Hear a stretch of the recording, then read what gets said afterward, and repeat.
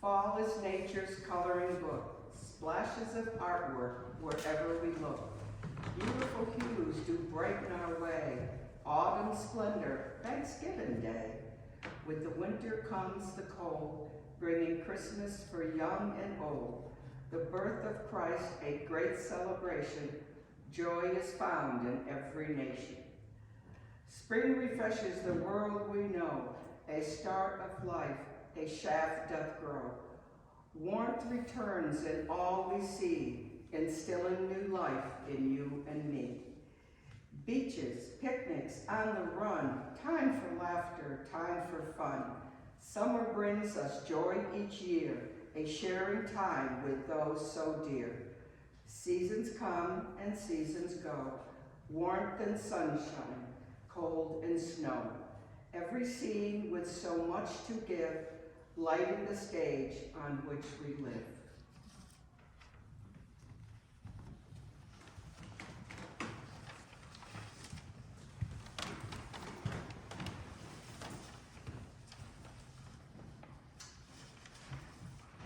Thank you, everybody, for coming today to celebrate my father's life.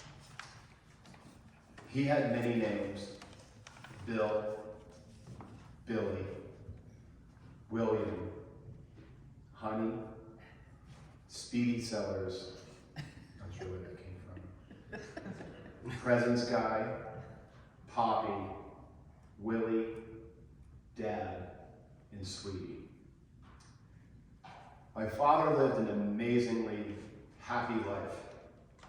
He was surrounded by friends everywhere, from a painter, to church friends, to relatives, and many more.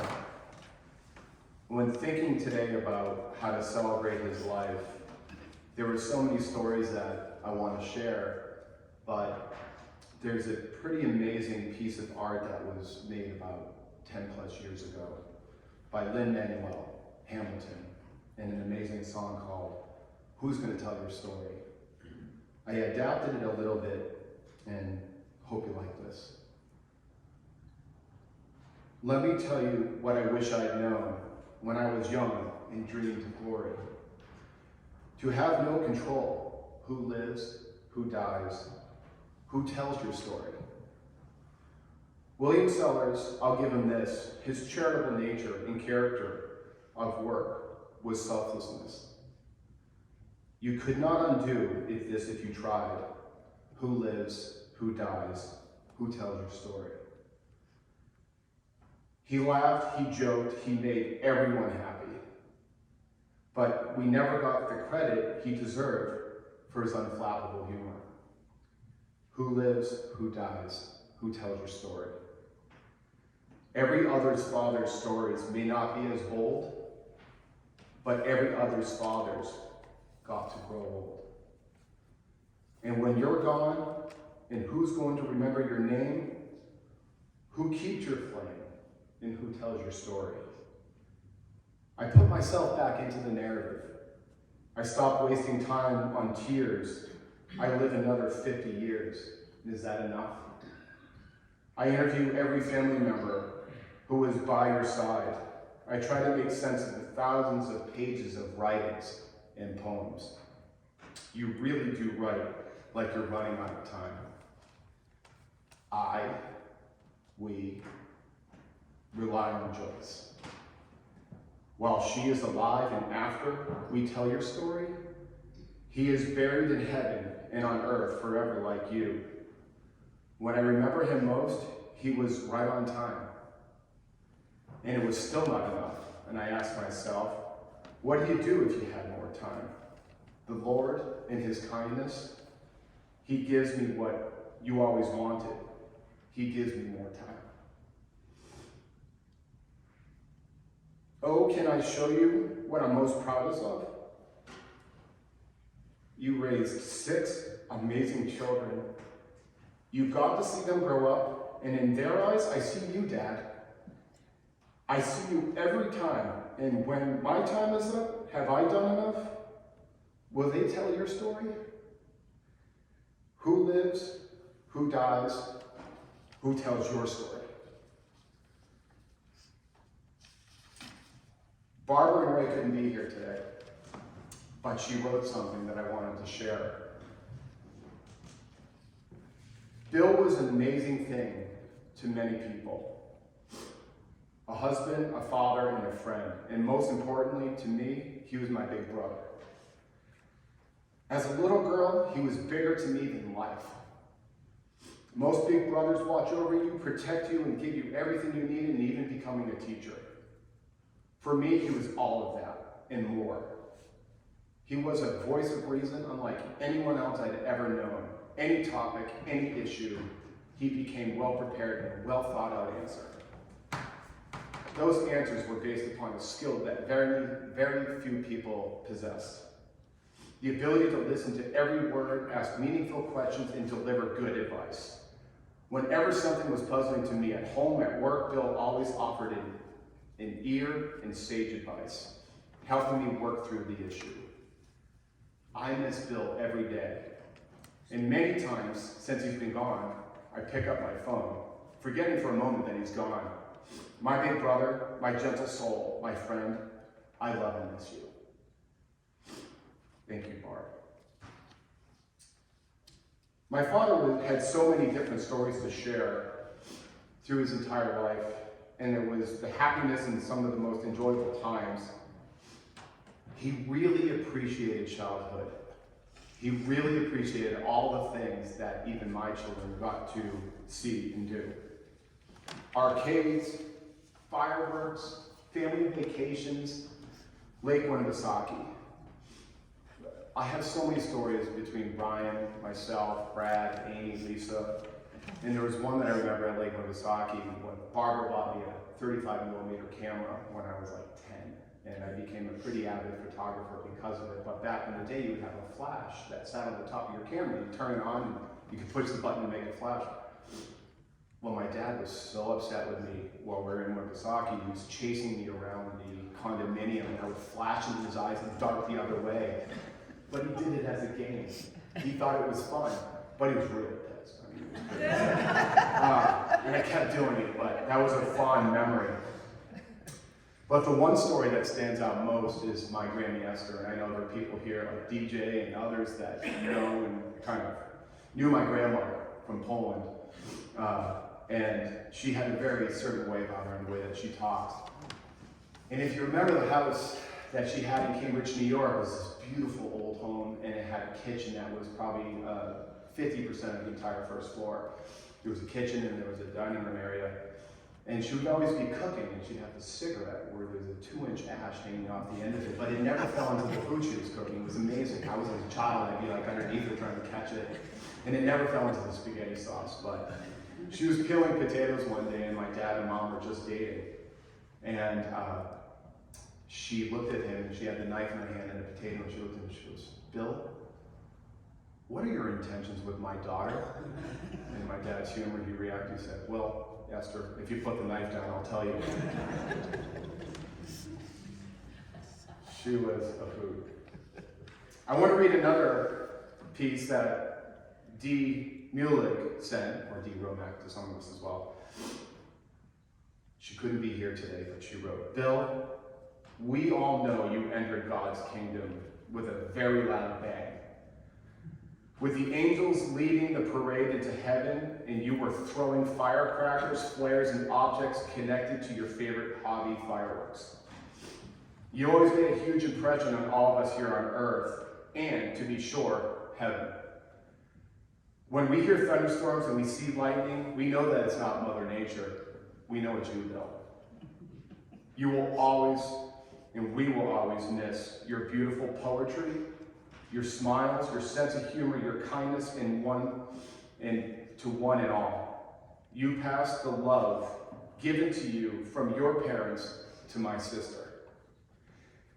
Your family, your grandchildren, siblings, and extended family. Today, may there be peace within. Bill, sending you peace, God's blessings, and forever love. Always, Dee and Fred. P.S. Silly, but praying for those thunderstorms and streaks of fireworks lightning every sky, even through the winter. We love you, Bill." My dad wrote a poem about himself. Joyce and I found this and thought it would be apropos for today.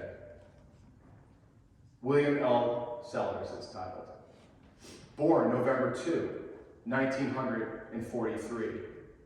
A baby boy, William L. Sellers, is he, the firstborn child, was a son.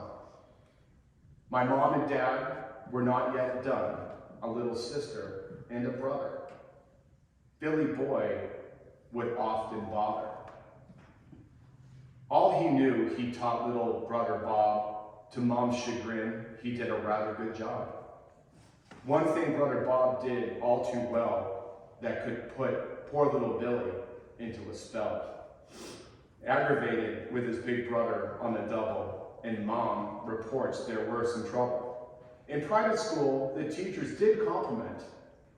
Billy's grades were excellent. Private school, he did win, but did Mom know those nights of sin? Boston College, he did graduate in 1965. Though tough college days, he did survive. Did you know that Bill is sly, and he would never tell a lie? In the days when school's lunch did serve, Billy had a lot of nerve. The rule was to eat all that was on your plate, but baked beans were something Billy did hate. So in his mittens, the baked beans flopped, and then they ended on the school rooftop. In high school, Willie did cope until a ski trip when he fell on the slope. He thought it would have been a blast, but instead, his leg was in a cast. 7 months laid up was he. His leg was broken not in one place, but 3. This Bill we are ever fond and know, his real thoughts and feelings never show. The idea of 50 wasn't so bad. There is no reason to be sad. Some of us have passed 50 way too long, and some of us are approaching it fast then slow. What do you really know about this man named Bill? His wife and kids are trying to figure that out still.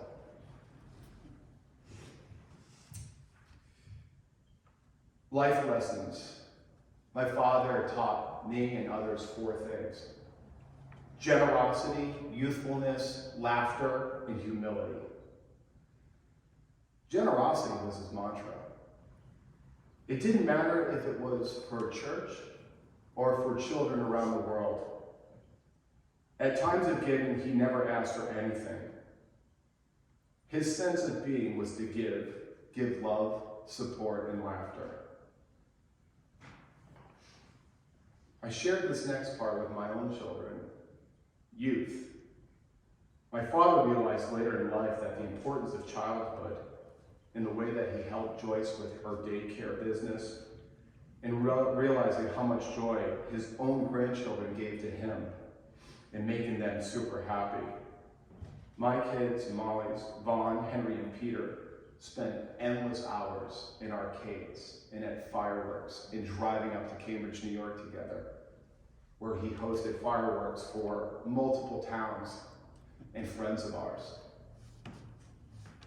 We spent weeks in New Hampshire with memories of drive-in movie theaters.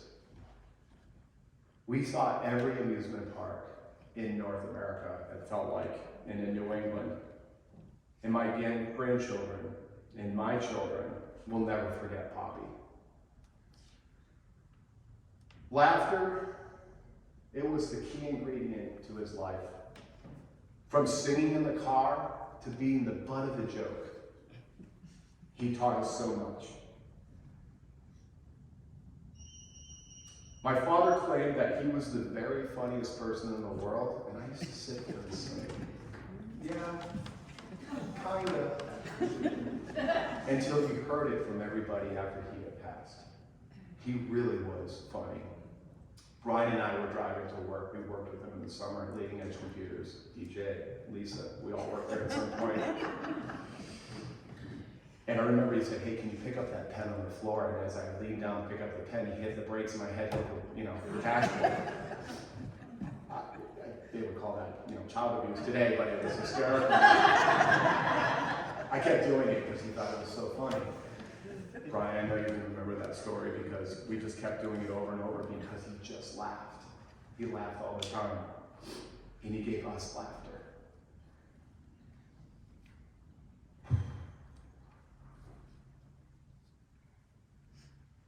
Humility.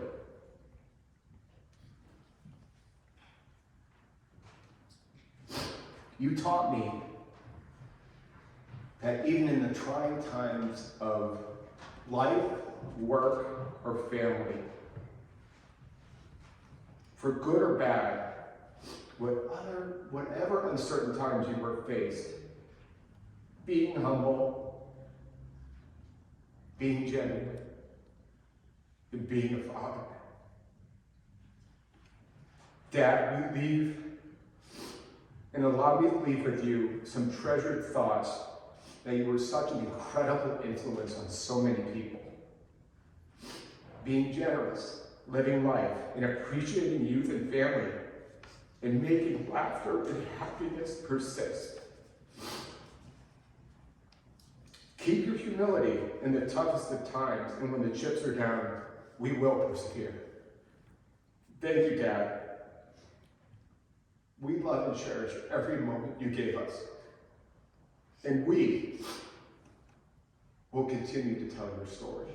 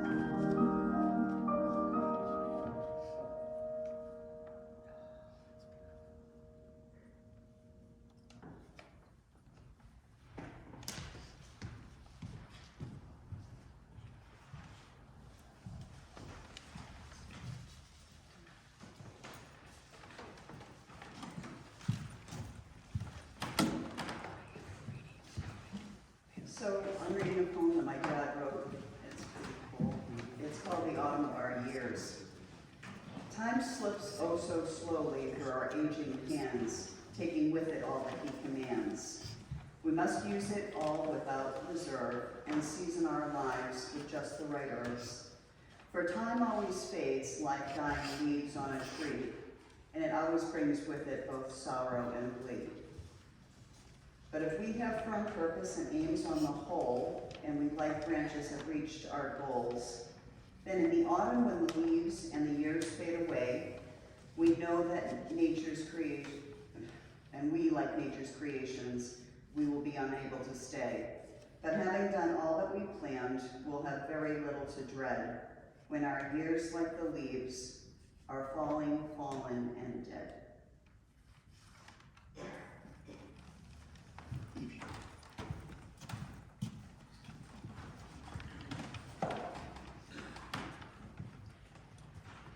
I was wondering if anybody at this time might want to share a little story or a memory or anything.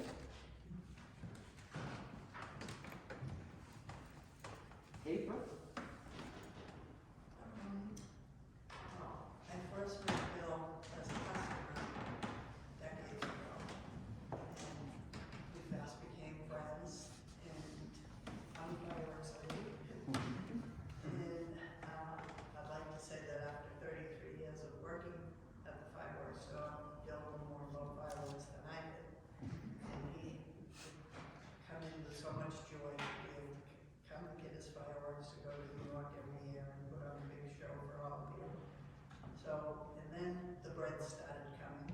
He would bring breads from Joyce, and then Joyce started coming too, and it was just such a pleasure to have both of them in my lives. And on this day that would have been their anniversary, I think that we can all learn so much from the relationship that they had and the love that they shared together. So he would shop a little, and then it would become joke at family hour. And I feel that I know each and every one of you through our talks, because family was everything to Bill. And he would always let me know when a new grandchild was coming. He would talk about my family, and I feel like he was a psychologist too, and not just a friend, but he was a really, really special man. And I feel so fortunate to have had him in my life, and I'll love him and miss him forever. Much as we loved the fireworks we did, it was a great time, but we would go sit in April's office and we would chat. Yeah, exactly. We had some nice talks. It was nice. Thank you, April, for sharing that. Had one